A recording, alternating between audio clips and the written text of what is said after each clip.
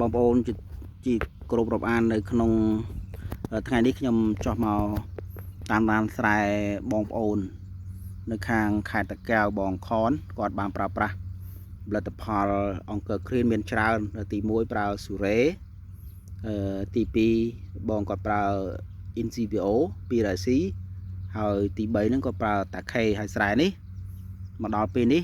គាត់ចិត្តប្រមូលផលបងថ្ងៃសុក្រថ្ងៃសៅរ៍គាត់ប្រមូលផលហើយអ្វីដែលយើងកេតឃើញគឺគ្រាប់ស្រូវនេះបងប្អូនណាគឺភ្លឺថ្លាបាទហើយបើយើងមើលស្ថានភាពស្លឹកគឺនៅតែបៃតងគេបងប្អូន